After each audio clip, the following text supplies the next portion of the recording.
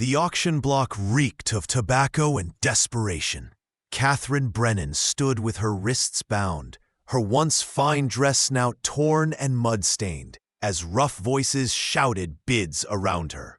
The mining town of Redemption Creek had seen its share of ugly transactions.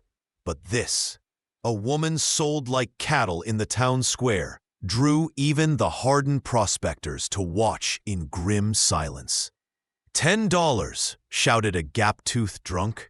15 and a sack of grain, countered another. Catherine's uncle, the man who dragged her here after her father's death, spat tobacco juice and sneered.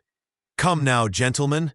She can cook, clean, and she's got all her teeth. Surely she's worth more than a worn-out mule. Before we continue with Catherine's harrowing tale, I'd love to ask you to take just a moment to subscribe to the From Wild West channel and give this video a like. Your support truly matters to us and motivates us to bring you more quality stories like this one. Also, I'm curious, where are you listening from today? Please let us know in the comments. The humiliation burned hotter than the August sun beating down on her bare head. Catherine had already tried to run twice. Both times, her uncle had caught her and beaten her bloody. Now, with nowhere left to go and no money for passage back east, she stood here, waiting to see which man would claim her as property. A barrel of whiskey. The voice cut through the crowd like a rifle shot. Every head turned. The sea of dusty miners and cowboys parted as a man approached. No, not just a man, a mountain. He stood at least 6.5 feet tall, with shoulders so broad they blocked out the sun behind him. His chest strained against a leather vest worn over a red flannel shirt, muscles rippling with every step. Dark hair fell past his shoulders, and a thick beard couldn't hide the sharp angles of his face. But it was his eyes that made Catherine's breath catch. Pale blue, like ice on a winter lake, and fixed on her with an intensity that made her knees weak. Cade Blackthorn, someone whispered. The mountain man from Thunder Ridge. Her uncle's eyes lit up with greed. Now that's more like it. 1 barrel of the finest. 2 barrels, Cade Blackthorn said, his voice a low rumble that seemed to vibrate through Catherine's bones. And I want her untied, now. The uncle scrambled to comply, his hands shaking as he loosened the ropes around Catherine's wrists. The moment she was free, her legs buckled. She'd been standing for hours in the blazing heat without water. Cade moved with surprising speed for such a massive man. He caught her before she hit the ground. One enormous arm sliding around her waist. Up close, he smelled of pine and leather and something wild she couldn't name. His body radiated heat like a furnace. Easy, he murmured, and despite everything, Catherine heard gentleness in that gravelly voice. I've got you. Please, she whispered, hating how weak she sounded. Please don't. Shh. He shifted her weight, lifting her as easily as if she were made of feathers. Against her will, Catherine found herself pressed against that massive chest, feeling the steady thunder of his heartbeat. No one's going to hurt you. Not anymore. Her uncle stepped forward, hand outstretched. About that whiskey. Cade's eyes went cold. I'll have it delivered. But if I ever see you in Redemption Creek again, I'll bury you so deep in the mountains, they'll never find the body. Are we clear? The threat was delivered in such a calm, matter-of-fact tone that it took a moment for the words to register. Her uncle paled, nodded frantically, and disappeared into the crowd. Catherine watched him go, feeling nothing but relief. Then reality crashed down.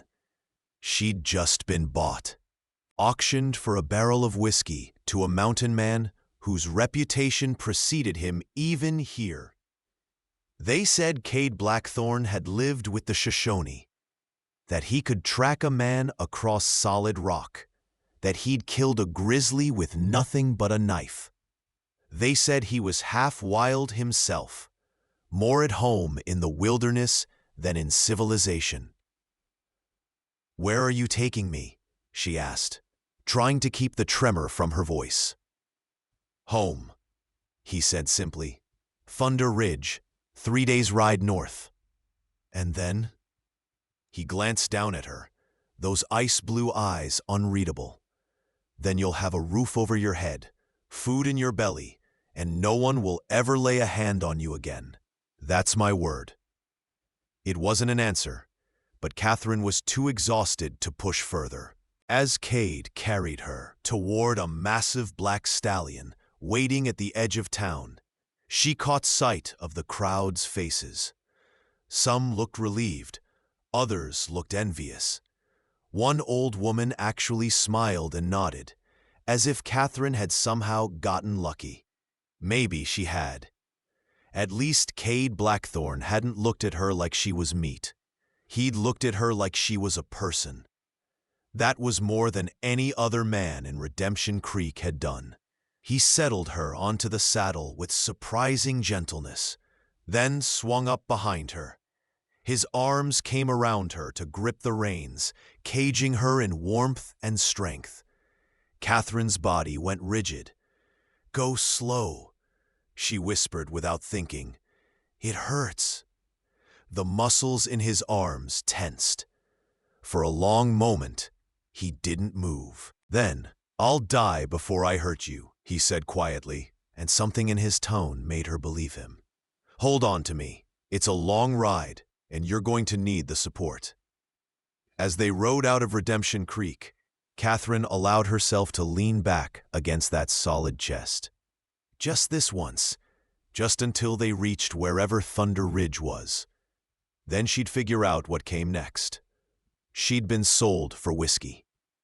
But perhaps, she thought as exhaustion finally claimed her, perhaps she could buy herself back, somehow.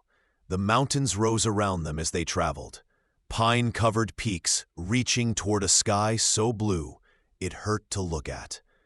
Cade kept the stallion to a steady pace, never jolting, always mindful of his burden.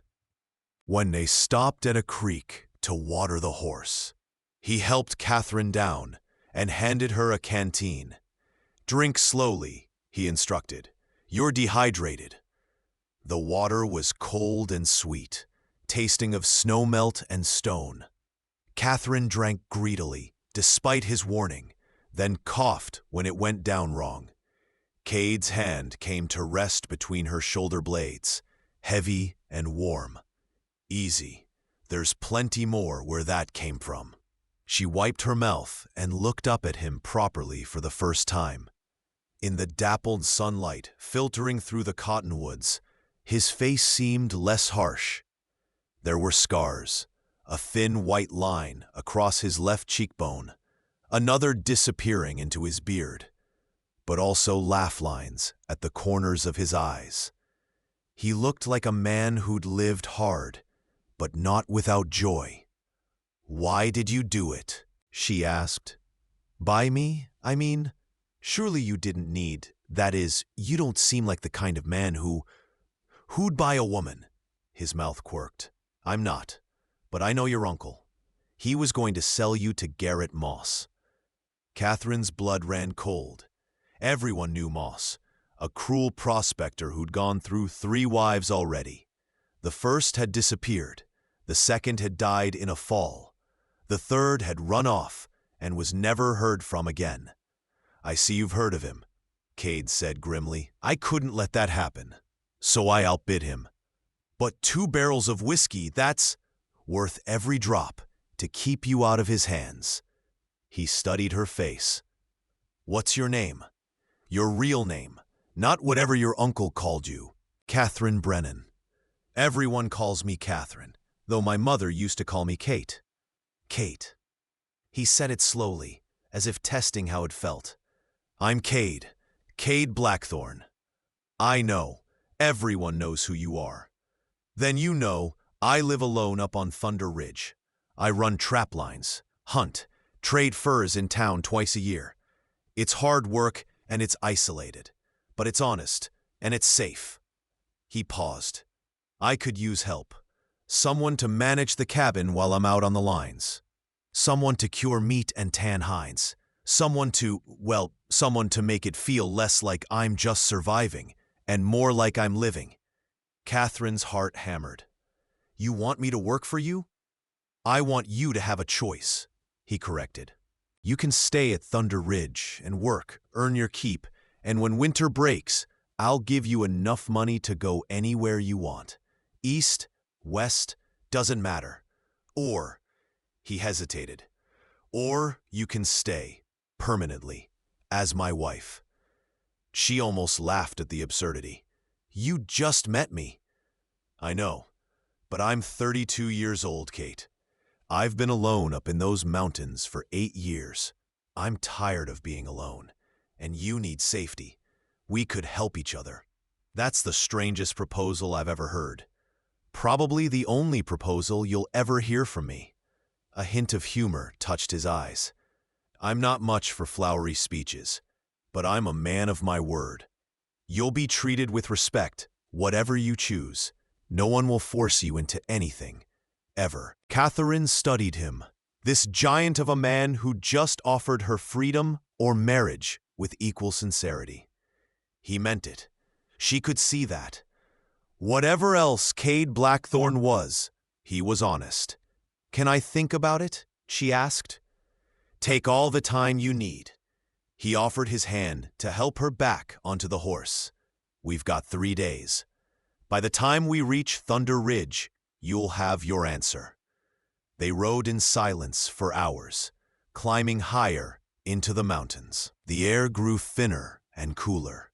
Pine scent filled Catherine's lungs. Despite her fear and uncertainty, she found herself relaxing against Cade's chest. He'd kept his word so far. No rough handling, no inappropriate touches. Just steady support and unexpected kindness.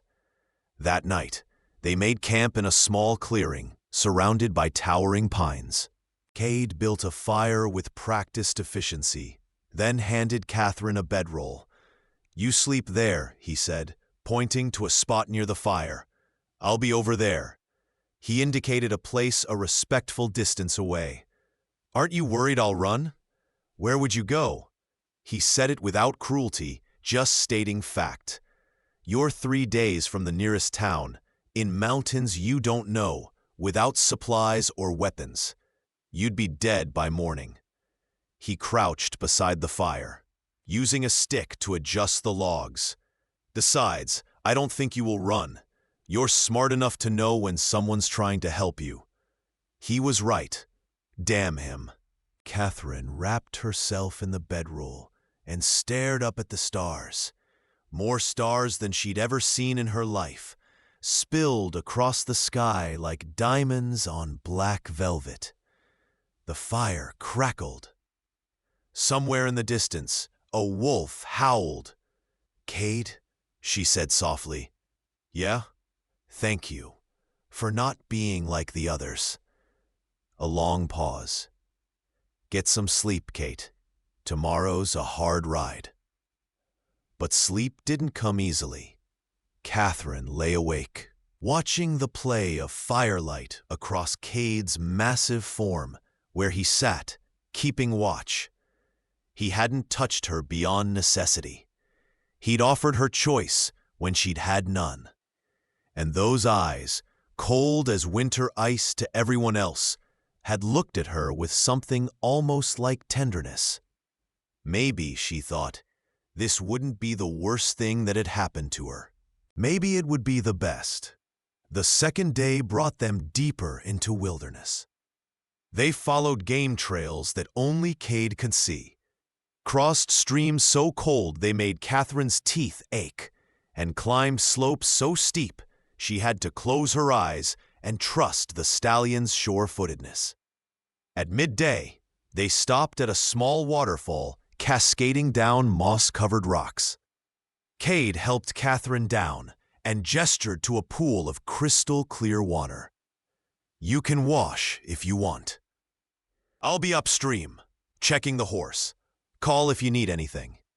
The privacy was unexpected and deeply appreciated. Catherine stripped off her torn dress and waded into the pool, gasping at the cold. But it felt glorious to scrub away the filth and shame of the auction block. She dunked her head under, letting the waterfall pound against her scalp. When she emerged shivering, she found a clean shirt laid out on the rocks. One of Cade's, she realized. It was enormous on her, falling almost to her knees, but it was warm and it smelled of him. She pulled it on gratefully. Cade returned as she was wringing out her hair. His eyes widened slightly at the sight of her in his shirt. Then he looked away quickly, color rising in his cheeks. "It suits you better than it ever suited me," he said gruffly. "I'll give it back once my dress dries." "Keep it. You'll need layers up on the ridge. Gets cold at night, even in summer." They shared dried venison and hardtack for lunch.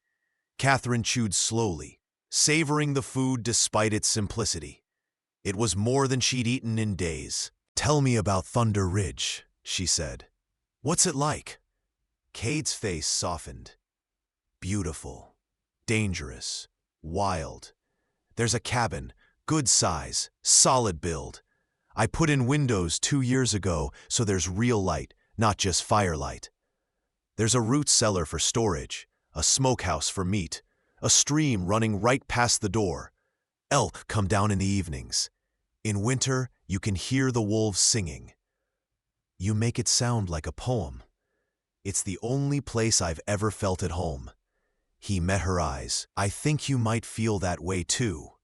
You've got that look about you, like civilization never quite fit right." He was more perceptive than she'd expected. Catherine had always felt trapped in Boston, suffocated by corsets and calling cards and the endless rules about what a proper young lady should do. Her father had understood. After he died, there'd been no one to protect her from her uncle's greed. "I used to dream about the frontier," she admitted. "I'd read books about mountain men and Indian scouts, and I'd imagine myself there, free to ride and hunt and live without all those stupid rules." "Then you'll love Thunder Ridge," Cade said with quiet confidence. "Though I should warn you, it's not easy. Winter can trap you for months. You have to know how to preserve food, mend clothes, treat injuries.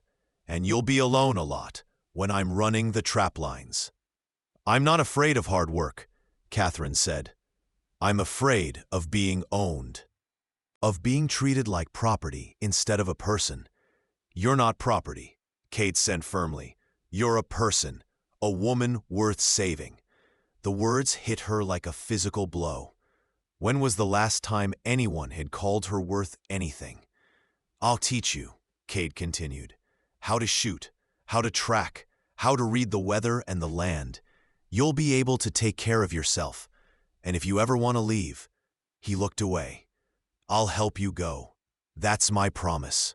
Catherine felt something crack open in her chest, something that had been frozen since her father's death. "Together," she whispered. He looked at her sharply. "What? You said you're tired of just surviving. Maybe we could live together, really live. Not just you helping me or me helping you, but together." The hope that blazed in Cade's eyes was almost painful to witness. "Yeah," he said hoarsely. "Together." They reached Thunder Ridge on the afternoon of the 3rd day. Catherine's breath caught at her first glimpse of the valley. A long sweep of meadow dotted with wildflowers, surrounded by pine-covered slopes that rose toward snow-capped peaks. A stream glittered in the sunlight, and there, nestled against the mountainside, sat a sturdy log cabin with real glass windows. "It's beautiful," Catherine breathed. "It's home," Cade corrected. Our home, if you want it. He helped her down from the horse, and this time when her legs wobbled, he swept her up and carried her over the threshold like a bride. The cabin was clean and surprisingly comfortable. A large main room with a stone fireplace, a sleeping loft above, shelves lined with books and tools. Furs covered the floor, and through the windows, the view stretched for miles. Cade set her down gently. The bed's up in the loft. I'll sleep down here until you're comfortable, if you ever are. Catherine turned to face him. This man, this mountain of muscle and barely leashed strength, stood before her with complete vulnerability in his eyes. He'd saved her, offered her freedom, promised her safety, asked for nothing in return except the chance to not be alone. Cade, she said quietly, I don't want you to sleep down here. His breath hitched. Kate, I'm not ready for everything, but I don't want to be alone either. We could just share the space. Nothing has to happen. I just want to know someone's there.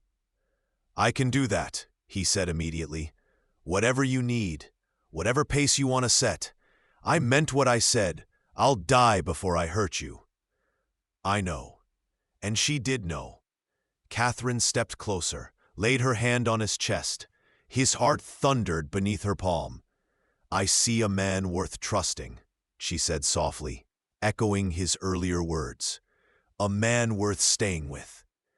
Cade's hand covered hers, dwarfing it completely. I see a woman worth everything, he replied. Worth more than whiskey, more than gold, more than all the furs I could trap in a lifetime. I see you, Kate, all of you, and I won't let the world break you ever again.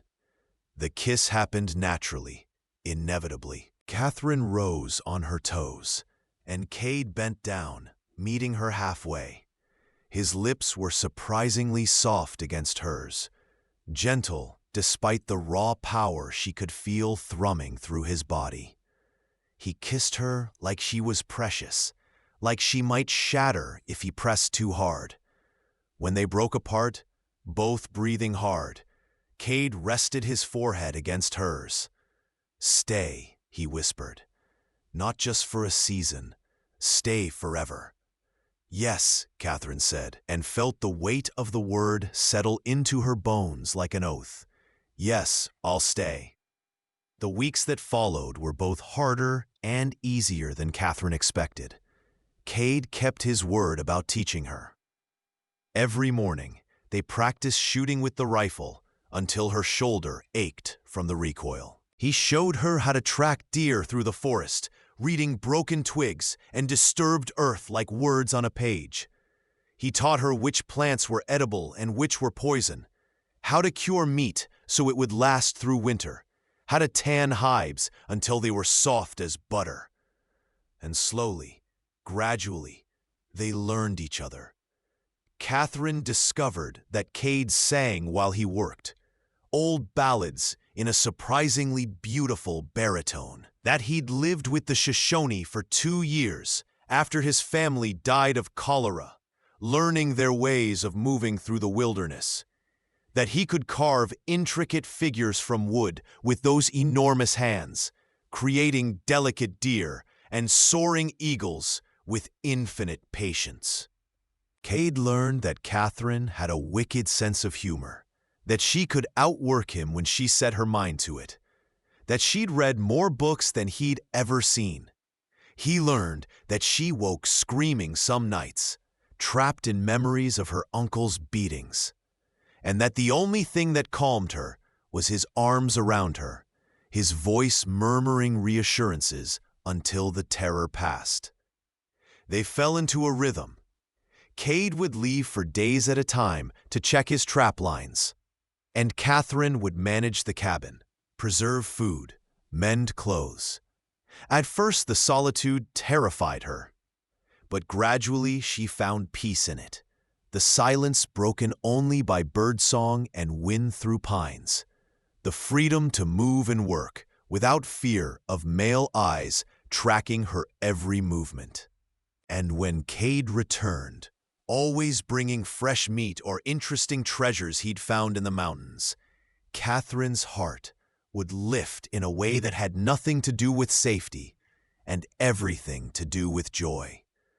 She was falling in love with him, with his quiet strength and unexpected gentleness, with the way he looked at her like she'd hung the moon, with the respect he showed her every single day, never pushing, never demanding, always patient. But she was also terrified, because love meant vulnerability, and the last time she'd been vulnerable, she'd ended up on an auction block. One evening in early September, as they sat by the fire after dinner, Cade cleared his throat awkwardly. "Kate, I need to tell you something." Her heart hammered. "What is it?" "I'm going to be gone for a while. 2, maybe 3 weeks. I need to run the northern trap lines before the first snow, and it's a long circuit." He wouldn't meet her eyes. "I don't want to leave you, but—" "Then don't," Catherine said impulsively. He looked up sharply. "What?" "Take me with you." "Kate, it's rough country. Hard travel, sleeping on the ground, danger from bears and mountain lions. You think I can't handle it?" She lifted her chin. "I've been practicing for months. I can shoot straight. I can track. I can set up camp. And I'm tired of being left behind." "You're not being left," Cade said softly. "You're being kept safe." "I don't want to be kept anywhere," Catherine countered. "I want to be with you. Together, remember?" That was the deal. A slow smile spread across Cade's face. "Damn, you're stubborn." "I learned from the best." She moved closer to him. "Please, Cade, let me come. Let me see more of these mountains you love so much. Let me be your partner, not just someone you protect." He studied her for a long moment, then nodded. "All right, but you follow my lead out there. If I say run, you run. If I say hide, you hide. Understood?" "Understood." "And Kate?" His hand came up to cup her cheek. "Thank you." "For what?" "For wanting to come with me. For choosing this. Choosing me." Catherine turned her face into his palm, kissing the callous skin. "There's nowhere else I'd rather be." They left at dawn 3 days later, both mounted now. Cade had traded for a sturdy mare he'd trained specifically for Catherine. They rode north into country so wild it took Catherine's breath away. Peaks soared into clouds, valleys plunged into shadow, and everywhere the forest pressed close, thick with mystery. Cade's trap lines were scattered across 50 miles of mountain country. They'd ride to each one, check for animals, reset or move the traps. Then move on to the next. At night, they'd make camp, and Cade would tell stories about the Shoshone warriors who'd become his brothers, about the grizzly that had nearly killed him 2 years ago, about the first winter he'd spent alone in the cabin, so lonely he'd almost gone mad. "Why did you stay?" Catherine asked one night as they huddled close to the fire. The temperature had dropped below freezing, and their breath misted in the air. "Because civilization felt like a cage," Cade said. "Out here, I could breathe. I didn't have to be what everyone expected. I could just be." "I understand that," Catherine said quietly. "I always felt like I was play-acting in Boston, pretending to be interested in needlework and tea parties, when all I wanted was to run, to be wild."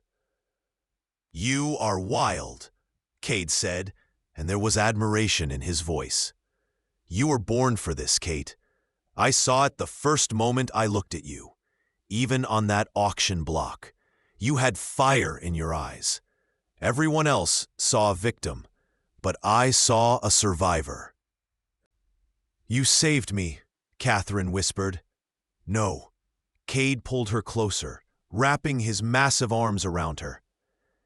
You saved yourself. I just gave you the space to do it. The intimacy of the moment was almost overwhelming. Catherine could feel Cade's heart beating against her back, strong and steady. She could feel the heat of his body chasing away the mountain cold. And she could feel something else, a hunger, a need that had been building for months. She turned in his arms, looked up into those ice-blue eyes now warm with firelight. Cade, she breathed, I'm ready for everything. His breath caught. Cade, you don't have to. I know I don't have to. I want to. She reached up, threading her fingers through his long hair. I love you. I think I've loved you since you carried me over that threshold. Maybe even before that, when you looked at me like I mattered. And I want to be yours, completely. God, Kate. His voice was ragged with longing. I love you so much it scares me. I'd burn down the world for you, She stopped his words with a kiss, pouring everything she felt into it. Cade responded with a hunger that matched her own, his massive hands incredibly gentle as they traced the curve of her spine, the swell of her hips. When he pulled back, they were both breathing hard. Not like this, he said roughly. Not on the cold ground, with nothing but stars above us. When I make love to you for the first time, it's going to be in our bed, in our home, where you're warm and safe, and I can take my time showing you exactly how precious you are to me. The promise in his words sent heat pooling low in Catherine's belly. How much longer until we're home? If we push hard, 3 days. Then let's push hard. Cade's laugh was pure joy. Whatever you say, my wild girl. Whatever you say. They made good time over the next 2 days, checking the remaining traps with efficient speed. But on the 3rd day, as they descended into a narrow canyon, Cade suddenly went rigid in his saddle. What is it? Catherine asked, her hand going instinctively to the rifle strapped to her saddle. Smoke, Cade said grimly, coming from the direction of our valley. Fear clenched Catherine's chest. You don't think... Moss. The name was a curse. He's been making threats in town about how I stole his property. I didn't think he'd be stupid enough to actually come after us, but... He turned to Catherine, his face harder than she'd ever seen it. We ride fast, and we ride now. Stay close to me. If shooting starts, you get behind cover, and you stay there. Understood? Catherine nodded, but her hand tightened on the rifle. She wasn't going to hide while Cade fought alone. Not anymore. They galloped into the valley as the sun was setting, and Catherine's worst fears were confirmed. The cabin was surrounded by 5 men on horseback, torches in hand. At their center was Garrett Moss, a lean man with cruel eyes and a mouth twisted in permanent sneer. Blackthorn, Moss called as they approached. Heard you were out playing mountain man. Thought I'd pay a visit to that stolen goods you're keeping warm. Cade's hand moved to the rifle across his saddle, but he kept his voice calm. You're trespassing, Moss. Turn around now, and we'll forget this happened. I don't think so. Moss gestured to his men. See? I paid good money for that auction, and you swooped in and stole what was rightfully mine. Now I'm here to collect. She's not property, Cade said, his voice dropping to a dangerous growl. She never was. That's where you're wrong, Mountain Man. Everything's for sale if you know the right price. Moss grinned. Now, the way I see it, you can hand over the woman peacefully, or we can burn your precious cabin to the ground with you in it. Your choice. Catherine felt Cade tense beside her, felt the violence coiling in him like a spring. But before he could move, she urged her mare forward, positioning herself between Cade and the 5 men. "I have a choice," she said clearly, "and I choose Cade.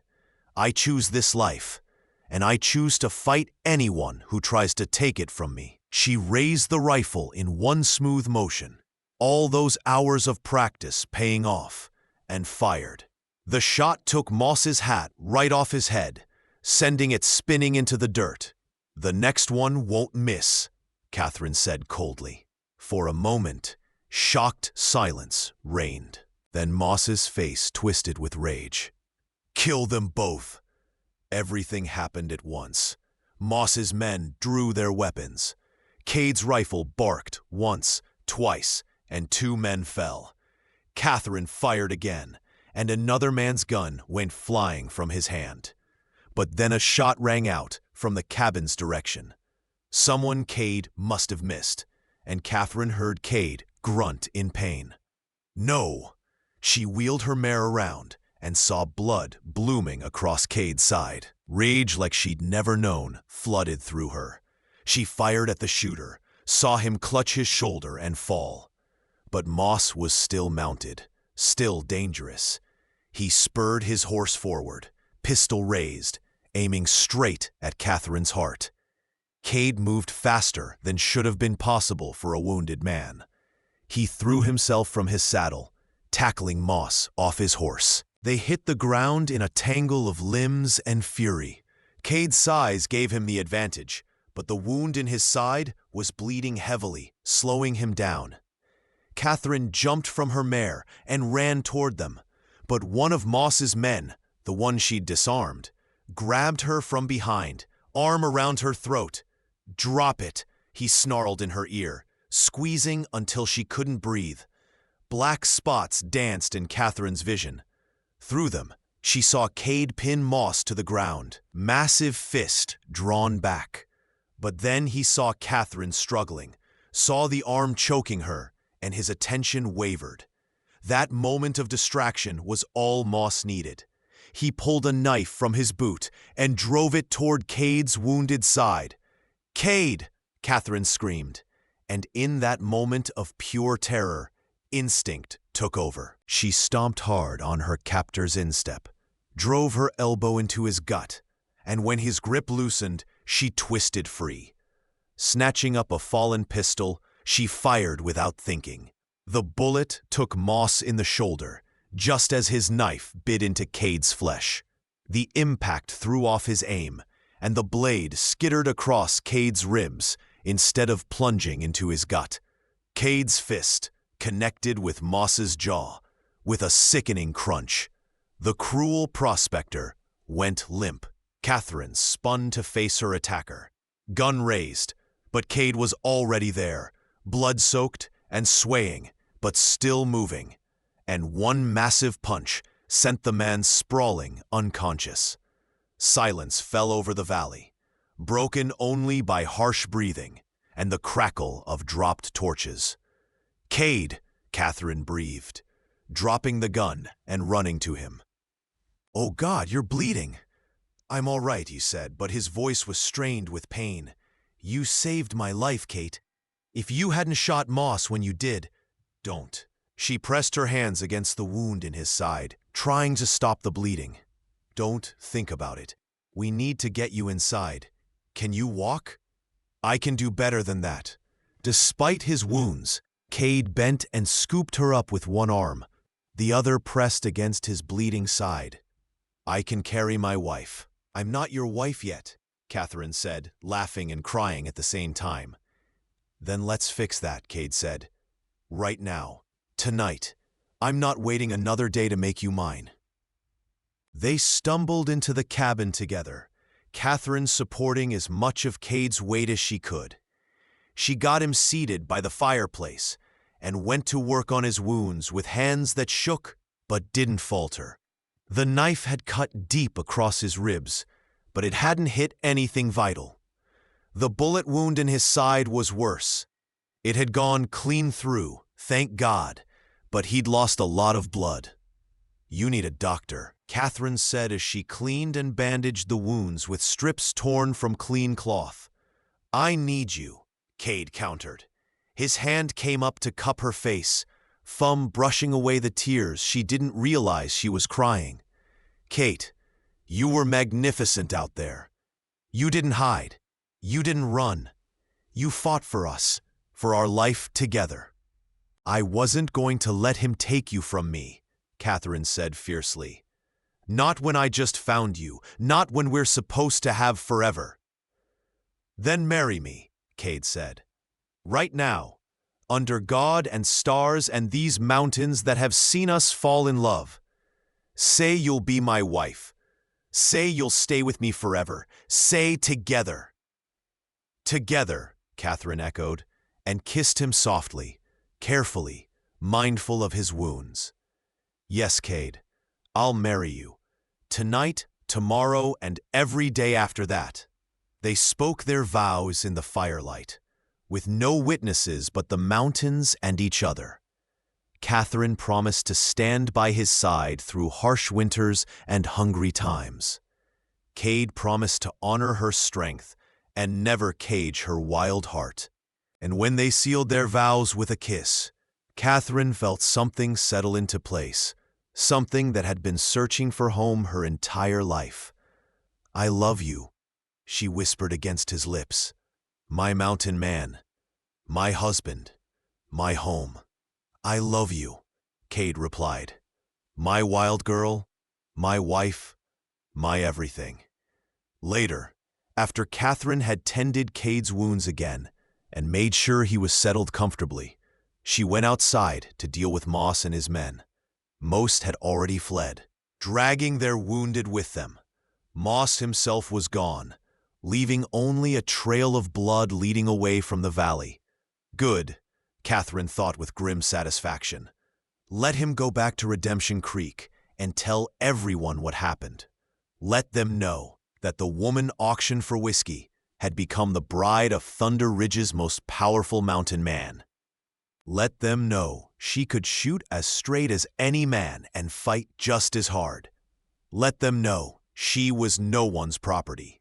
She was Catherine Blackthorne, and she'd chosen her own fate. Inside the cabin, Cade had managed to climb the ladder to the sleeping loft, despite his wounds. Catherine found him there, stripped to the waist, bandages stark white against his tan skin. He held out one massive hand to her. Come here, wife, he said softly. Let me hold you. Let me know you're real and you're mine. Catherine climbed up beside him, curling carefully against his uninjured side. I'm real, she promised, and I'm yours, just like you're mine. Forever, Cade murmured, pressing a kiss to her hair. Forever, Catherine agreed, and as she drifted off to sleep in her husband's arms, listening to the wind sing through the pines outside their windows, Catherine thought about how far she'd come. From an auction block to a mountain paradise, from victim to warrior, from alone to beloved. She'd been sold for a barrel of whiskey, but she'd risen as something so much greater. Herself, finally and completely, wild and free and home at last. The weeks of healing passed slowly. Cade's wounds were serious enough that Catherine forbade him from doing anything more strenuous than sitting by the fire and directing her work. To his credit, he obeyed without argument, though she caught him watching her with such hungry pride as she managed the cabin, chopped wood, and hunted small game that it made her blush. You're staring again, she said one afternoon as she skinned a rabbit she'd shot. Can't help it, Cade replied. You're beautiful when you're being deadly. Catherine laughed, that free, unfettered sound that came more easily now. I'm covered in blood and rabbit fur. Like I said, beautiful. She finished preparing the rabbit for dinner and washed her hands in the basin, then crossed to where Cade sat, His wounds were healing well, pink new skin replacing the angry red of fresh injury. She traced the scar on his ribs gently. "Does it hurt?" she asked. "Only when I breathe," he said with a slight smile. Then, more seriously, "It was worth it, Kate. Every drop of blood. Because you're here, and you're safe, and you're mine." "Ours," Catherine corrected, sitting in his lap with careful gentleness. "We're each other's." Cade's arms came around her, holding her close. "I never thought I'd have this," he admitted quietly. "A wife, a partner, someone who could stand beside me instead of behind me. Someone who'd fight for our life together as hard as I would." "I never thought I'd want it," Catherine confessed. "Marriage always looked like a cage to me. But this," she gestured to the cabin, the mountains beyond the windows, the life they were building together. "This is freedom. Because I chose it, because we chose each other." "Together," Cade murmured, and kissed her with a tenderness that made her heart ache. "Together," Catherine agreed, against his lips. By the time the first snow fell in late October, Cade was fully healed and back to running his trap lines. Though now, Catherine often went with him, the two of them moving through the wilderness like wolves, perfectly in sync. They'd become a legend in their own right in Redemption Creek. The mountain man and his warrior wife, people called them. The couple who'd fought off Garrett Moss and his gang and lived to tell the tale. Moss himself had disappeared. Some said he'd fled to California. Others whispered he'd died of his wounds in some forgotten canyon. Catherine didn't care which story was true. He was gone from their lives, and that was all that mattered. Winter closed around Thunder Ridge like a gentle hand, snow piling deep around the cabin, frost painting elaborate patterns on the windows. Cade and Catherine spent their days hunting and trapping, their evenings by the fire reading or telling stories, their nights tangled together in the warmth of their shared bed. Catherine had never been happier. She'd found her place in the world, not despite the wildness of it, but because of it. Here she could be strong and soft, fierce and tender, warrior and woman all at once.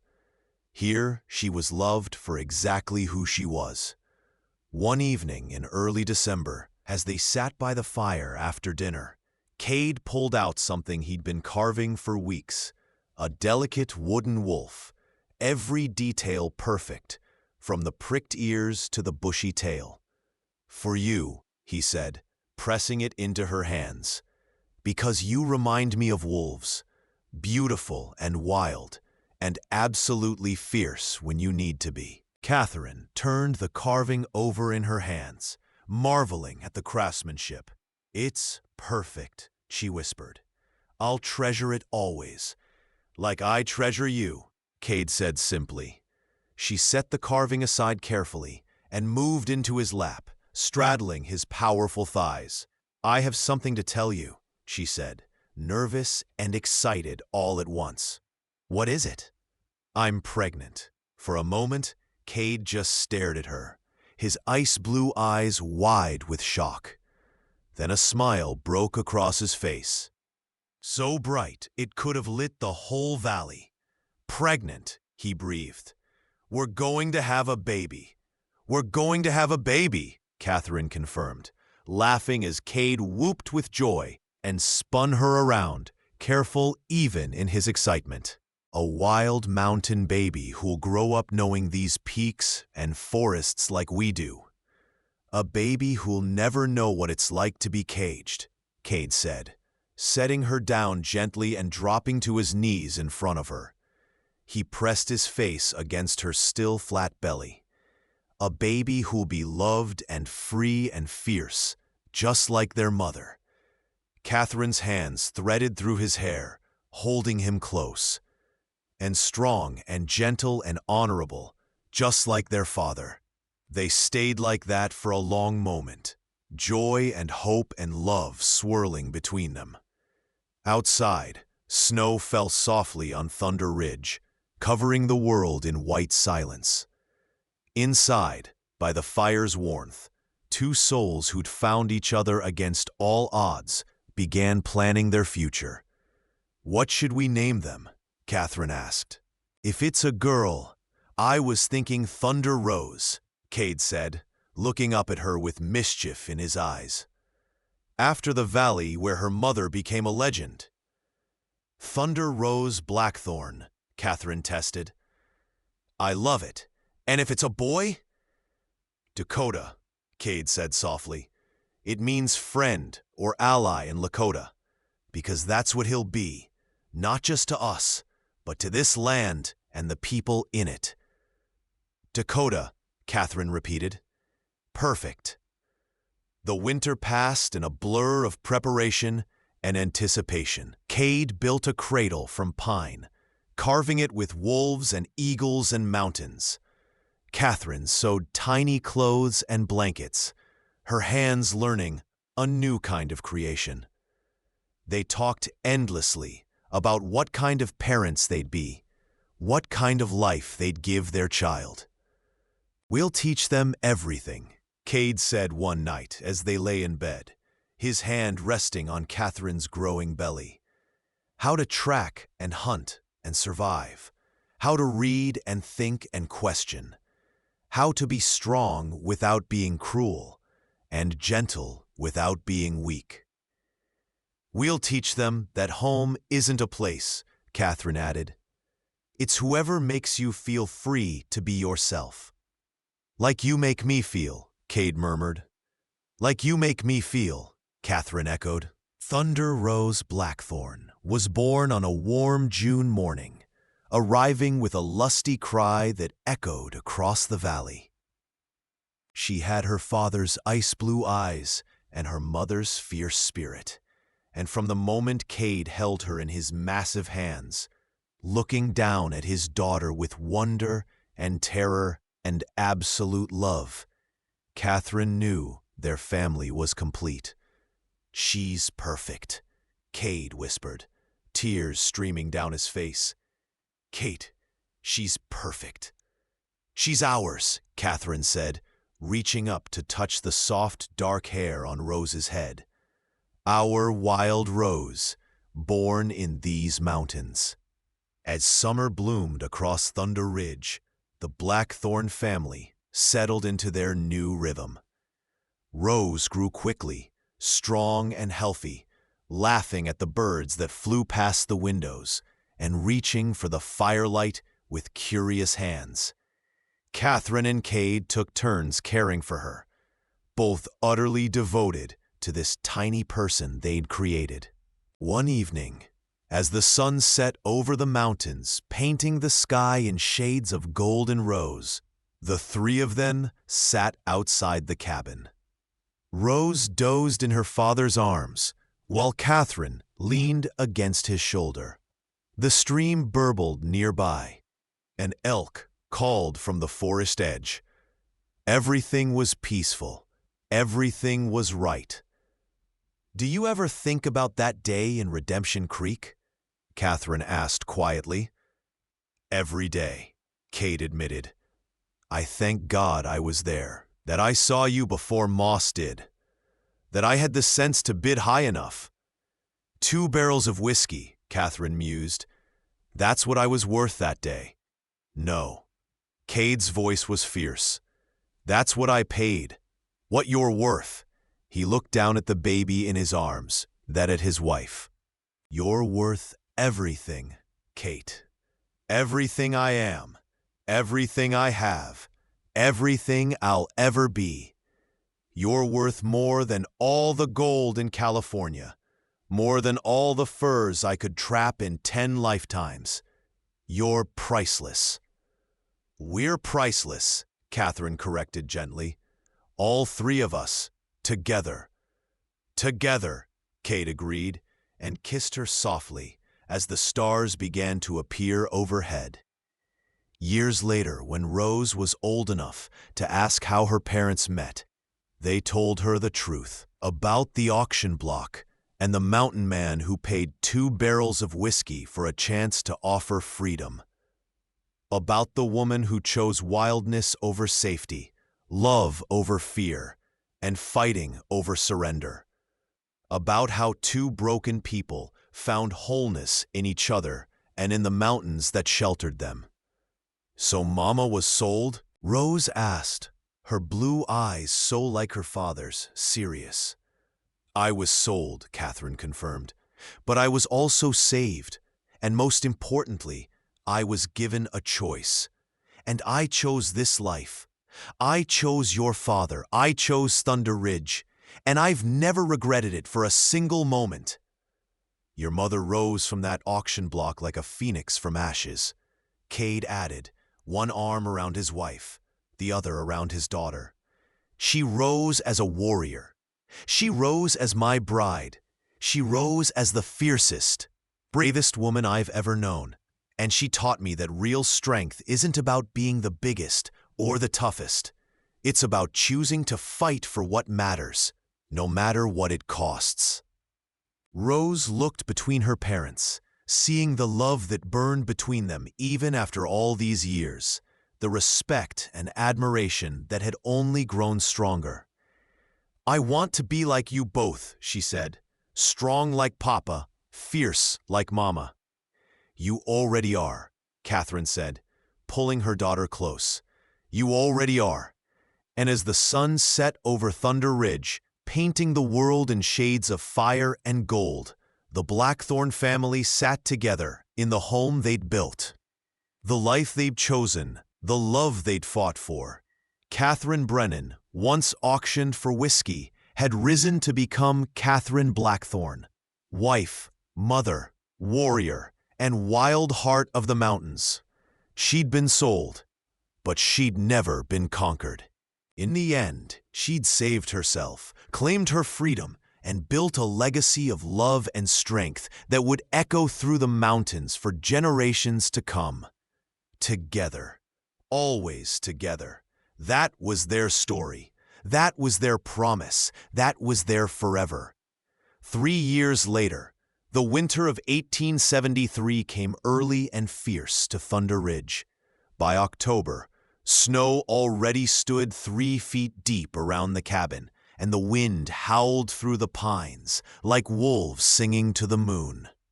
Catherine stood at the window, watching the white world outside, while Rose, now 3 years old, played with wooden animals her father had carved, making them gallop across the floor with appropriate sound effects. "Mama, when's Papa coming home?" Rose asked for the 100th time that day. "Soon, little Rose," Catherine said, though worry gnawed at her insides. Cade had been gone for 5 days, checking the distant trap lines, and the storm had hit 2 days ago. He should have been back by now. A sharp kick from her belly made Catherine wince and press her hand to the swell hidden beneath her duskin dress.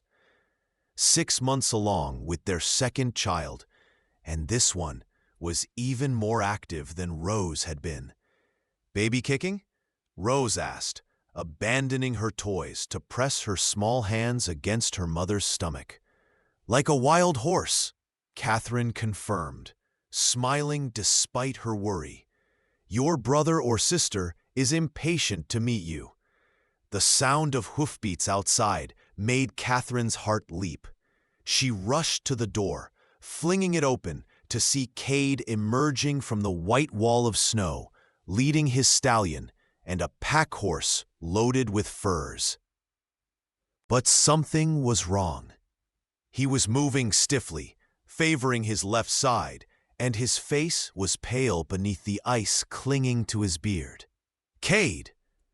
Catherine grabbed Rose's coat. "Stay inside, sweet girl. Mama needs to help Papa." She wrapped herself in her elk-hide coat and ran out into the storm. Up close, she could see the blood frozen to Cade's side, the torn leather of his vest. "What happened?" she demanded, already taking the horse's reins from him. "Grizzly," Cade said through chattering teeth. "Stumbled on her den." She got me good before I could shoot." He swayed, and Catherine caught him with strength born of 3 years of mountain living. "Can you make it inside?" "I made it this far," he said, but his voice was weak. "Wasn't going to die out there and leave you alone. Not with Rose. Not with another baby coming." Together they stumbled to the cabin. Catherine got the horses into the lean-to behind the cabin with practiced efficiency, then helped Cade inside. Rose's eyes went wide at the sight of her father, bloody and half-frozen. "Papa hurt?" she whispered, her little face crumpling. "Papa's going to be fine," Catherine said, with more confidence than she felt. "Rose, I need you to be brave. Can you bring Mama the medicine basket? The one on the high shelf?" Rose nodded solemnly and ran to fetch it, her small face determined. She was Cade's daughter through and through, steady in a crisis. Catherine got Cade's frozen coat off and carefully cut away his shirt. The sight made her stomach clench. 4 deep claw marks raked across his ribs, crusty with frozen blood and dirt. Infection was already setting in. She could see the red lines spreading from the wounds. "This is bad, Cade," she said quietly. "I know." His ice-blue eyes met hers, and she saw fear there. Not for himself, but for them. "If I don't make it, don't." Catherine's voice was sharp. "Don't you dare finish that sentence. You're going to make it, because I refuse to lose you. Do you hear me? I didn't fight my way to this life just to have a damn bear take it away." Despite the pain, Cade smiled. "There's my fierce wife." Rose brought the medicine basket, and Catherine went to work. She'd learned healing from Cade, who'd learned it from the Shoshone. She cleaned the wounds with whiskey, making Cade bite down on leather to keep from screaming and terrifying Rose, then packed them with a poultice of yarrow and sage. Finally, she wrapped his torso in clean bandages. "The infection is what worries me," she told him as she worked. "I'll need to change these dressings every few hours and watch for fever." "You're pregnant," Cade protested weakly. "You need rest." "I need you alive," Catherine cut him off. "Rest is secondary." For 3 days, Catherine barely slept. She tended Cade's wounds, kept the fire burning, cared for Rose, and somehow managed to keep them all fed. The fever came on the 2nd day, and Cade thrashed in delirium, calling out warnings about bears and storms, and once, heartbreakingly, begging someone not to sell Catherine. Rose stayed close to her father, singing him the songs he'd taught her, bringing him cool water in a tin cup held carefully in both small hands. "Papa has to get better," she told Catherine seriously. "He promised to teach me to track in the spring." "He will, sweet girl," Catherine said, praying it was true. "Your papa keeps his promises." On the 3rd night, the fever broke. Catherine woke from an exhausted doze to find Cade's eyes clear and focused on her face. "Hey," he said softly. "Hey, yourself." Catherine's voice broke on the words. "You scared me. I'm sorry." His hand found hers, squeezed weakly. "Thank you for saving me. Again." "We save each other," Catherine said. "That's what we do. Together, remember?" "Together," Cade echoed and pulled her down for a gentle kiss. Rose woke then and saw her father awake. Her shriek of joy could probably be heard in the next valley. She scrambled onto the bed, burrowing between her parents with the absolute confidence of a child who knows she's loved beyond measure. "You're better," she crowed. "I told Mama you would be." "Your mama is magic," Cade said, wrapping one arm around his daughter, the other around his wife. "She can do anything." "Not magic," Catherine said. Just stubborn. That too. Cade's eyes grew serious as he looked at her. Kate, I was thinking while I was fevered, maybe it's time we weren't so isolated up here. With 2 children, if something happens to me and you can't get help, nothing's going to happen to you, Catherine said fiercely. But if it does, I want you to consider moving closer to town, or at least building a relationship with the Shoshone village in the next valley. Morningstar, he's the chief I lived with. He'd welcome you if you told him I sent you. Catherine wanted to argue, but she knew he was right. Thunder Ridge was paradise, but it was also dangerous, especially with children. We'll talk about it when you're stronger, she said. For now, just focus on healing. Recovery was slow. The claw marks healed, but left thick scars across Cade's ribs, a permanent reminder of how close they'd come to losing each other. As winter deepened, Catherine thought more about what Cade had said. She loved their isolation, loved the wild freedom of Thunder Ridge. But was it fair to their children? Was it smart? The decision was made for her in February, when a blizzard hit with terrifying force. For 5 days, they couldn't see beyond the cabin windows. Snow piled above the door. The wind was so loud it drowned out everything else. Rose grew restless and cranky, bouncing off the walls. Catherine's pregnancy made her clumsy and tired. And Cade, still not fully recovered from the bear attack, couldn't do the heavy work of digging them out. On the 6th day, when the storm finally broke, they opened the door to find themselves buried.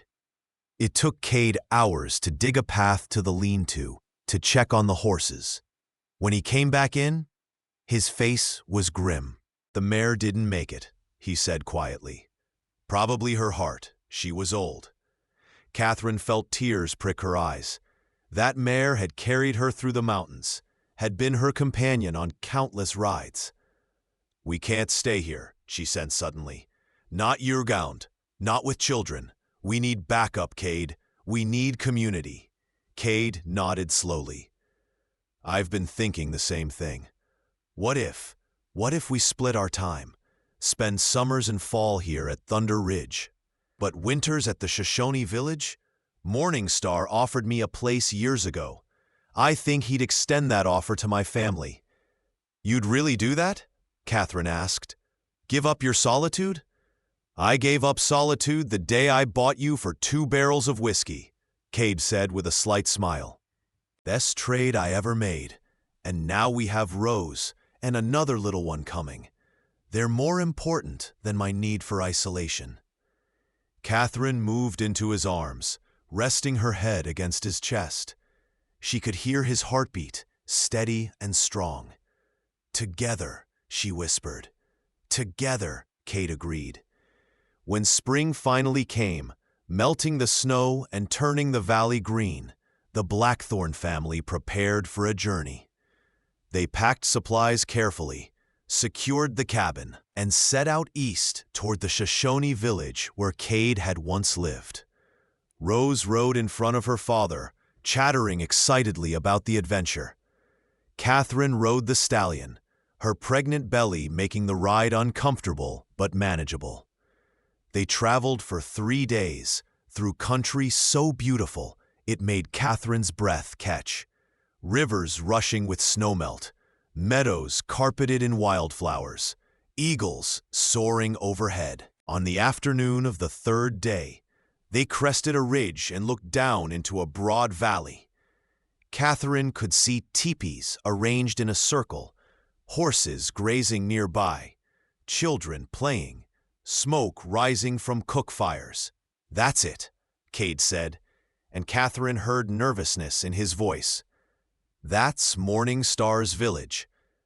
Are you worried they won't welcome us? Catherine asked. No, I'm worried you won't like it, won't fit in, that you'll want to go back to Thunder Ridge and never leave again. Catherine reached across the distance between their horses and took his hand. "Wherever you are is home," she said simply. "Wherever our family is together, that's where I belong." They rode down into the valley together, and Catherine's heart pounded as faces turned toward them. Then a man stepped forward, tall and lean, with long black hair threaded with silver and eyes that held both wisdom and humor. He looked at Cade, and his stern face broke into a wide smile. "Grey Wolf returns," he called, using what must have been Cade's Shoshone name. "We thought the mountains had swallowed you forever." Cade dismounted and embraced the man. "Morning Star, it's good to see you, old friend." "Old friend who didn't visit for 8 years," Morning Star scolded, but his eyes were warm. Then his gaze moved to Catherine and Rose. "And this must be the family we heard whispers about. The woman bought for whiskey who became a warrior." Catherine's eyebrows rose. "You heard about that?" "We hear everything," Morning Star said with a mysterious smile. "Traders talk, hunters gossip, and the story of Grey Wolf paying 2 barrels of whiskey for a bride at an auction is too good not to spread." He stepped closer, studying Catherine with sharp eyes. "Welcome, Catherine Blackthorn. Any woman fierce enough to choose the mountain life is welcome among the Shoshone."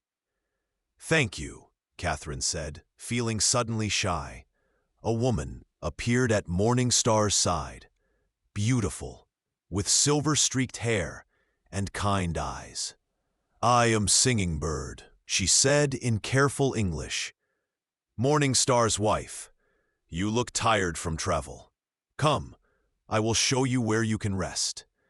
The Shoshone welcomed them with genuine warmth. Children surrounded Rose, curious about this white girl who spoke no Shoshone, but communicated perfectly through play. Women admired Catherine's pregnant belly and shared remedies for back pain and swollen feet. Men clasped Cade's arms and drew him into their circle, catching up on 8 years of absence. That night, sitting around a central fire, Morning Star told stories. Catherine didn't understand all the Shoshone words, but she understood the meaning. Tales of bravery and foolishness, of love and loss, of the land and its lessons. When Morning Star finished, he gestured to Cade. "Grey Wolf, tell us your story. How did you find this fierce wife?" Cade looked at Catherine, and she nodded permission.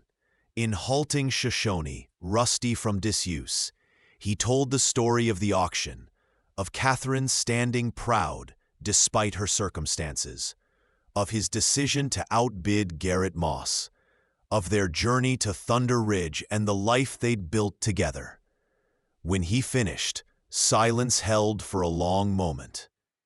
Then, Morning Star spoke. "That is a good story," he said, "a true story. You did not just buy a wife, you gave her freedom to choose, and she chose strength. She chose love. She chose the hard path because it led to truth." He looked at Catherine. "You honor us with your presence. Consider this village your winter home for as long as you wish." Catherine felt tears prick her eyes. "Thank you," she said in her limited Shoshone, the words Cade had taught her.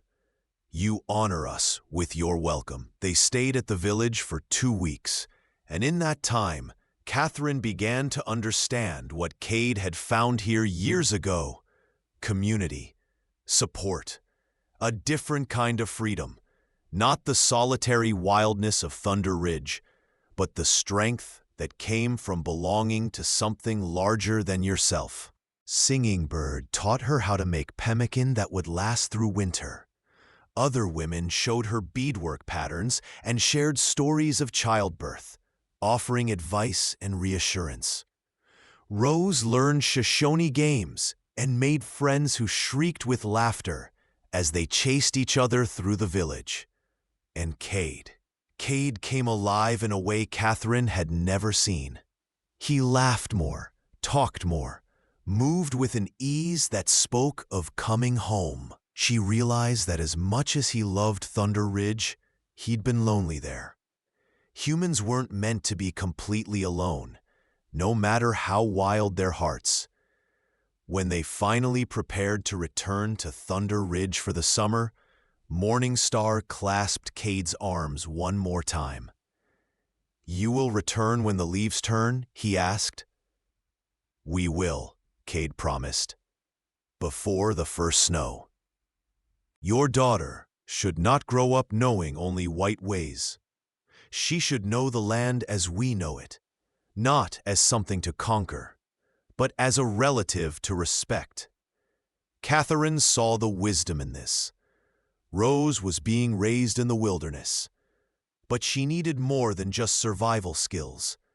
She needed to understand the spiritual connection to the land, the indigenous knowledge that had sustained people here for thousands of years. "We'll come back," Catherine promised. "Every winter, we'll split our time between two homes, two families." "That is wise," Singing Bird said, embracing Catherine carefully around her pregnant belly. "Children need roots and wings. You are giving them both." The ride back to Thunder Ridge felt different now. They weren't fleeing to isolation. They were returning to their summer home with the knowledge that they had a winter home waiting. They had community. They had backup. They had extended family who'd welcome them with open arms. "Thank you," Catherine said to Cade as they crested the final ridge and saw their valley spread out below, green and perfect. "For what?" "For being willing to change. For putting our family first. For showing me that we don't have to choose between wildness and community. We can have both." "Together," Cade said, smiling. "Together," Catherine echoed. Their son, Dakota, was born in July, during a thunderstorm that shook the mountains. Catherine labored through the night with only Cade beside her, his massive hands surprisingly gentle as he helped bring their son into the world. When Dakota finally arrived, squalling with outrage at the cold air, Cade wept openly. "Another perfect child," he said, cradling Dakota carefully. "How did I get so lucky?" "We earned this," Catherine corrected, exhausted but elated. "Both of us. We earned every bit of this happiness." Rose was fascinated by her baby brother, insisting on helping with everything. She brought him flowers, sang him songs, and informed him solemnly that she would teach him everything important when he was old enough. The summer passed in a blur of joy and hard work. Catherine recovered quickly from childbirth, her body strong from years of mountain living. She taught Rose to ride properly, to shoot the rifle with accuracy, to read tracks in the dirt. Cade taught both children, even baby Dakota, who couldn't understand yet, about the rhythms of the land, the names of birds and plants, the stories written in clouds and wind. When autumn came, painting the aspens gold, they prepared for their first winter at the Shoshone village. The journey was harder with an infant, but Dakota proved to be an easy baby, content to sleep in a cradleboard strapped to Catherine's back. Morningstar greeted them like returning family. The village had grown. New teepees had been erected, babies had been born, and there was an air of celebration at the Blackthorn's return. "You kept your promise," Morningstar said with satisfaction. "This is good." That winter was one of the best of Catherine's life. Yes, there were challenges, learning to live in a teepee instead of a cabin, adapting to communal life after summers of solitude, navigating cultural differences. But there was also warmth, laughter, friendship. Rose became fluent in Shoshone, playing with the village children as if she'd been born among them. Dakota grew strong and healthy, passed from woman to woman, cuddled and cooed over by an entire community of aunties. And Catherine herself found something she hadn't known she was missing: female friendship. Singing Bird became not just a teacher, but a confidant. Other women, Willow Song, Doe Eyes, Laughing Water, welcomed her into their circle, sharing their lives and listening to hers. For the first time since her mother died, Catherine had women she could talk to, laugh with, cry with. One night, sitting around the fire while snow fell softly outside, Singing Bird asked Catherine, "Do you ever regret leaving your people, living this hard life instead of the soft one you could have had in the East?" Catherine thought about it carefully. "I left Boston because it was killing me slowly," she finally said. "All those rules, all that pretense, I was dying inside. Out here," she gestured to the teepee, the mountains beyond, the sleeping children, her husband talking with the men nearby. "Out here I'm alive, really alive. Every day is hard, but every day matters. I wouldn't trade this for anything." "Even though you were sold like property?" another woman asked, not unkindly. "Even though you had no choice at first?" "I had a choice," Catherine said firmly. "Cade gave me a choice from the very first day, and I chose this. I chose him. I chose wildness and freedom and truth, and I'd make the same choice 1,000 times over." Singing Bird smiled. "That is how I knew you were strong enough for this life. Weak women need easy paths. Strong women choose hard paths because they lead somewhere worth going."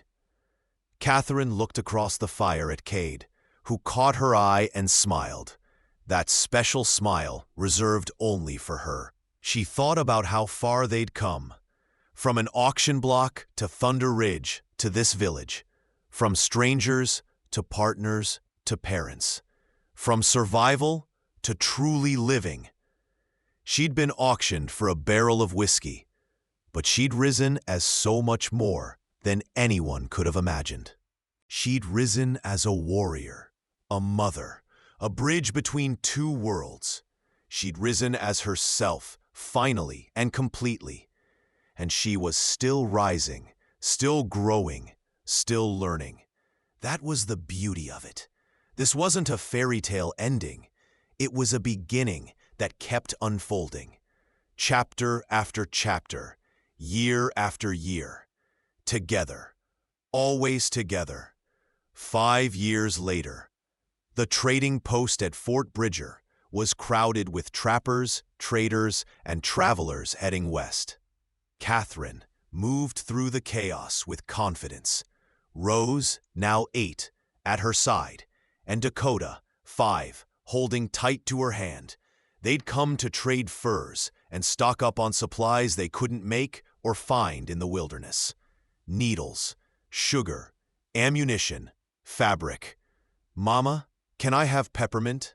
Dakota asked, eyeing the candy jars on the counter. "May I have peppermint?" Catherine corrected gently. "And yes, you may. Rose, you too." While the children excitedly chose their treats, Catherine negotiated with the trader.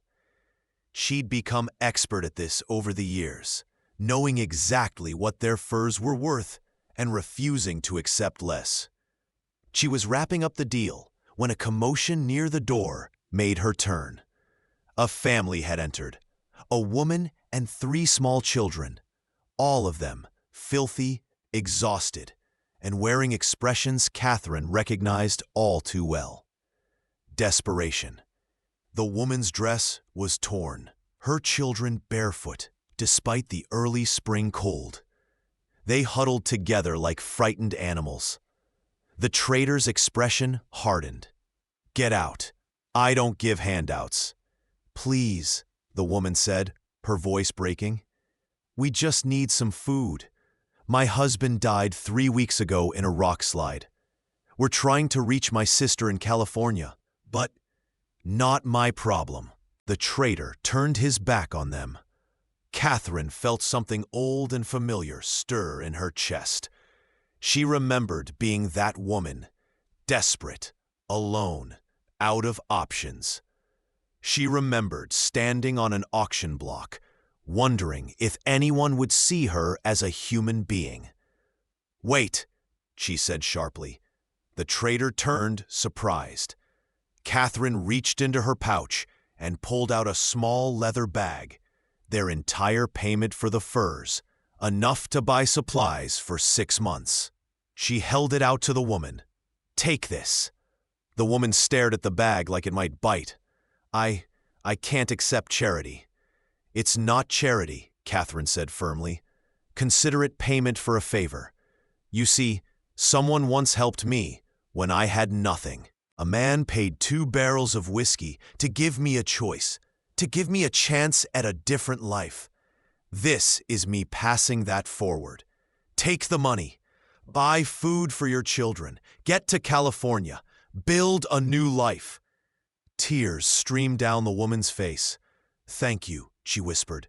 "Thank you so much." Catherine squeezed her shoulder. "Be strong. Be fierce. Don't let anyone tell you that you're less than you are because you're struggling right now. You're a survivor. Act like it." The woman nodded, clutching the bag like it was salvation, which, Catherine supposed, it was. Rose tugged on Catherine's sleeve. "Mama, that was all our money."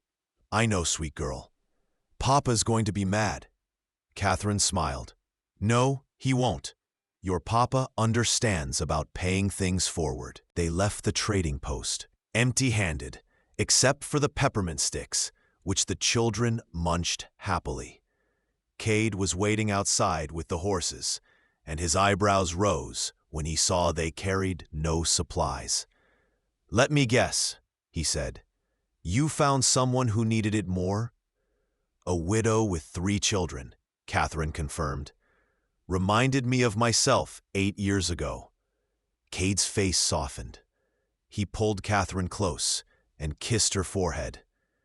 "You're remarkable. You know that? Most women who'd been through what you went through would become hard, bitter.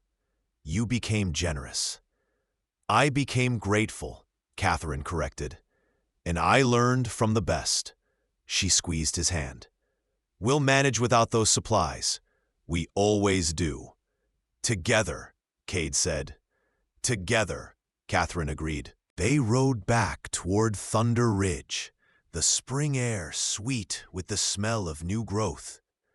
The children chattered about their peppermint and the interesting people they'd seen at Fort Bridger. Cade told Catherine about a new trap line he wanted to establish. Everything was normal, ordinary, perfect. But when they crested the ridge above their valley, they stopped short. Smoke rose from multiple points in the forest below. Not the controlled smoke of a campfire, but the wild, hungry smoke of a forest fire. "No," Catherine breathed. Cade was already moving, urging his horse down the slope at a dangerous pace. "Get the children to the stream," he shouted back. "I'm going to try to save what I can from the cabin." "Cade, it's not safe." "That's our home," he yelled, and disappeared into the smoke. Catherine's heart hammered as she led the children down a different path toward the stream that ran through their valley. The fire had clearly started miles away and was being pushed by wind toward Thunder Ridge. Trees exploded into flame, the roar like a living thing. She got Rose and Dakota to the stream, which thankfully was running high with snowmelt, and made them wade in, soaking their clothes. "Stay here," she commanded, "right here in the water. Do not move. Do you understand?" "Mama, where are you going?" Rose cried, fear making her voice high. "To get your father," Catherine said grimly, and to save what we can. She ran toward the cabin through smoke so thick she could barely see. Her eyes streamed, her lungs burned, but she didn't stop. She couldn't. Cade was up there somewhere, and she'd be damned if she'd lose him to fire after surviving everything else. She found him dragging their winter supplies out of the cabin: dried meat, furs, tools. His face was black with soot, his eyes wild. "Kate, what are you doing here? I told you to stay with the kids." "And I told you this isn't safe." She grabbed the other end of a fur bundle. "Come on, if we're doing this, let's do it fast." Together they worked with frantic speed, hauling out everything they could carry. The smoke was getting worse, the roar of flames closer. Catherine could feel the heat now, could see fire cresting the ridge behind the cabin. "That's it," Cade yelled. "We have to go now." They ran, carrying what they could, leaving behind the cabin that had been their sanctuary. Catherine's heart broke with every step. All their memories, all their carefully built life, going up in flames. But then she thought of the woman at the trading post, thought of her own children waiting at the stream, and she realized the cabin was just a building. Home wasn't logs and windows. Home was wherever her family was. They reached the stream just as the fire reached the cabin. From the water, they watched their home ignite, flames shooting high into the sky. Rose sobbed against Catherine's shoulder. Dakota clutched Cade's hand. And Catherine and Cade held each other, watching 8 years of their lives burn. "I'm sorry," Cade said hoarsely.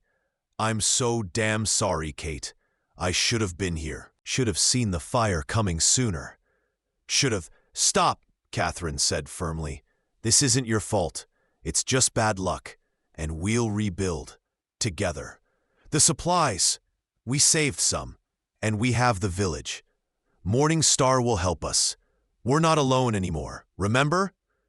She turned to look at her husband, soot-streaked and heartbroken, and felt love so fierce it nearly hurt. "We have each other. We have our children. Everything else is just things. We can replace things." Cade pulled her close, buried his face in her hair. "How are you so strong?" "Because you taught me to be," Catherine said simply. "You and this land and the life we've built. I'm not the same woman who stood on that auction block. I've risen from that, and I'll rise from this too." "We both will." They stayed in the stream until the fire burned itself out against the rocky ridge beyond their valley. Everything was ash and char, the meadow black, the cabin nothing but smoking ruins. But the stream still ran clear, the mountains still stood, and the Blackthorn family was alive and whole. That night they camped beside the stream, wrapped in the few furs they'd saved. The children slept between their parents, exhausted by fear and tears. Catherine lay awake, staring up at the stars, and felt Cade's hand find hers in the darkness. "I love you," he said quietly. "I love you so damn much, Kate. You're the strongest person I've ever met." "We're strong together," Catherine corrected. "That's always been our secret." "Tomorrow we'll head to the village," Cade said. "Stay there until we can rebuild. I'll start cutting logs as soon as the ash cools enough." "We'll cut logs," Catherine said. "I'm not watching from the sidelines. We'll rebuild our home together, just like we built our life together." "Together," Cade whispered. "Always," Catherine replied. They spent that winter at the Shoshone village, and the entire community rallied to help. The men accompanied Cade into the mountains to cut and drag logs. The women helped Catherine tan hides for bedding and walls. Rose and Dakota, resilient as only children could be, adapted quickly, treating it as an extended adventure. By spring, they had a new cabin, smaller than the old one, but sturdy and tight. It stood in the same clearing, built from the bones of the forest that had survived the fire. And when they moved back in, Catherine realized something important. It felt like home, not because of the logs and windows, but because her family was there. Life settled back into its rhythm. Summers at Thunder Ridge, winters at the village. Rose grew tall and capable, learning both her father's wilderness skills and her mother's fierce independence. Dakota became a talented tracker, able to read signs in the forest that even Cade sometimes missed. And Catherine herself continued to rise. She became a bridge between the white world and the Shoshone, translating not just language, but culture. She wrote letters for villagers, taught English to children, and shared knowledge from both worlds. Morning Star called her Woman Who Stands Between Two Rivers, a name she wore with pride. One evening, 8 years after the fire, Catherine sat outside the cabin watching the sunset. She was 40 now, her body showing the marks of hard living and childbearing, her hands calloused from work. But she was happy, truly, deeply happy. Cade emerged from the cabin and settled beside her, his own body marked by scars and years. "What are you thinking about?" he asked. "That day in Redemption Creek," Catherine said. "The auction. Sometimes it feels like a lifetime ago. Sometimes it feels like yesterday." "Regrets?" Cade asked quietly. "None," Catherine said firmly. She took his hand, squeezed it. "That was the worst day of my life and the best day of my life. It was the day I thought I'd lost everything, and the day I found out what I was really worth." 2 barrels of whiskey, Cade said with a slight smile. "No," Catherine corrected, turning to face him. "I was worth someone seeing me as a person, when everyone else saw property. I was worth someone offering me choice, when everyone else wanted to steal it. I was worth someone fighting for me, standing by me, building a life with me. That's what I was worth, and that's priceless." Cade pulled her close, and they sat together as the sun set over Thunder Ridge, painting the sky in shades of gold and rose and purple. Inside the cabin, Rose played the fiddle Cade had made her, badly, but with enthusiasm. Dakota whooped and hollered, dancing to his sister's music. This was their life. Hard-won, fiercely protected, deeply loved. They'd faced auction blocks and bear attacks, blizzards and forest fires, isolation and integration. They'd built and lost and rebuilt. They'd adapted and changed and grown.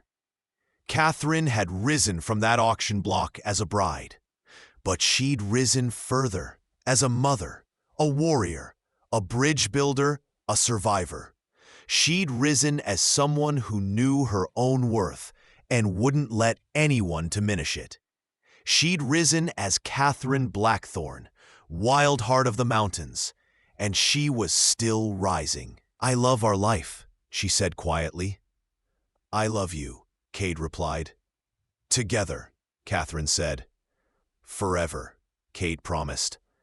And under the vast Montana sky, with their children's laughter echoing from the cabin and the mountains standing eternal guard, they held each other close. 2 people who'd found each other against all odds and built something beautiful from the ashes of their old lives. They'd been tested by fire, literal and metaphorical, and they'd survived. More than survived, they'd thrived, and they would continue to thrive, year after year, challenge after challenge, adventure after adventure. Together, always together. That was their promise, their truth, their forever. The auction block was long behind them, but the love they'd built, that would last for all the years to come. Thank you so much for listening to this story. I'd love to know where you're enjoying this tale from. Are you listening at home, during your commute, or perhaps while working. Please subscribe to the From Wild West channel and share your thoughts in the comments below.